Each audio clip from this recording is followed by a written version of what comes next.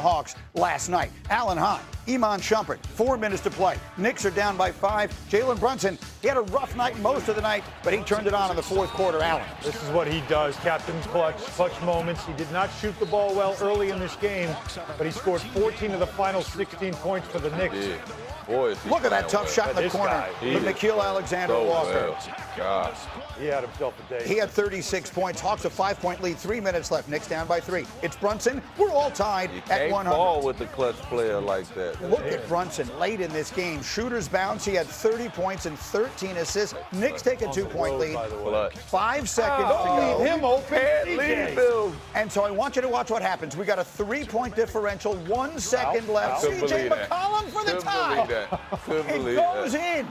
I would have done the same thing. But you tell me, did the ball leave his hands before the clock struck zero? No, it did not. No, it did not. It came just a millisecond too late, and the Knicks win 108-105. What a phenomenal finish. And I just want to reenact a conversation that we had in our pre-show meeting this morning when I suggested to you, Alan Hahn, who is very connected with the Knicks, and you do the games on MSG, et cetera, that a lot of Knicks fans are saying, hey, maybe we'd rather be 4 than 3 in the seeding to avoid Boston in the second round. What do you say to them? They should be drug tested. Did you watch that game last night? That was a very entertaining game, but the Hawks, they are a dangerous team. Why the hell would you want to play them in the first round? They look like they're going to be locked in that 5 seed when you could play a Raptors team you've dominated, a Sixers team that's got some flaws about them.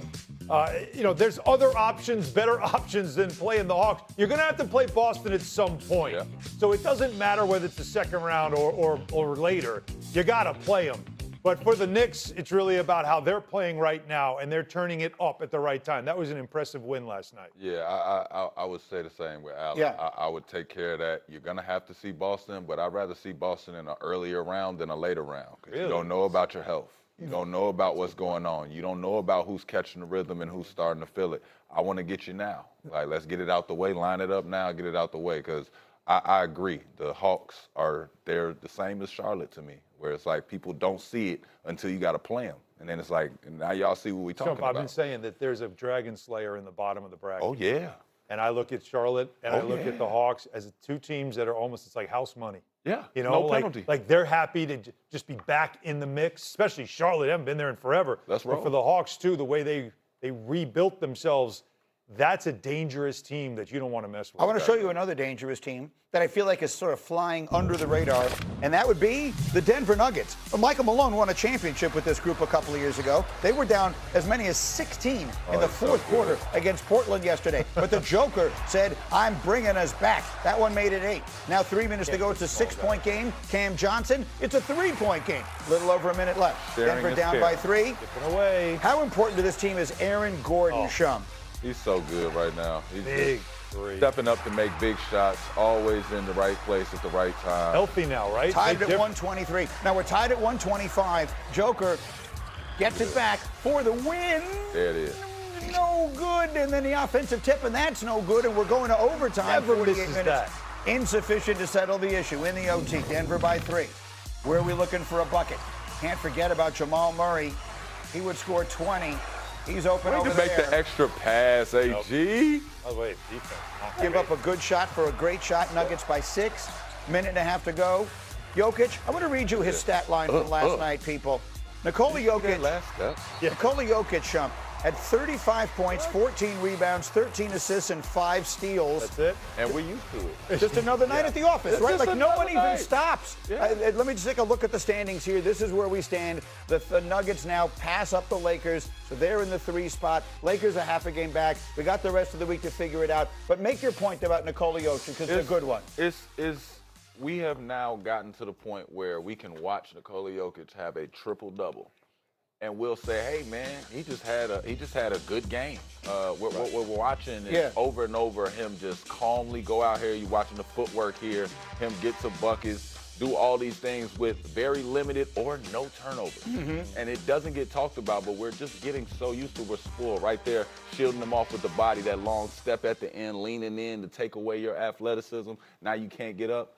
You were saying this morning, you think maybe when Wemby kind of called out everybody, and Jokic may have taken that a little personally. Yeah, and I want to say, Nikola Jokic, thank you for doing that because Wemby, though we encouraged that, and I love that challenge that he did, it didn't seem like anybody in the NBA was going to say something. Nobody wanted to be the bad guy, and Jokic didn't say anything. He let his game do the talking. He made a statement game, went straight at the man, and then made sure to go up to him after the game and give him a little tap on the chest to let him know, hey, you still a little bro. How about Jokic? Like, I'm here. You definitely still well, a bro. we know that Nikola Jokic loves his horses, right? Yeah. He loves racing his horses. Yes. To There me, you go. this is the mentality that he has in the basketball season where when you get down the stretch, what happens?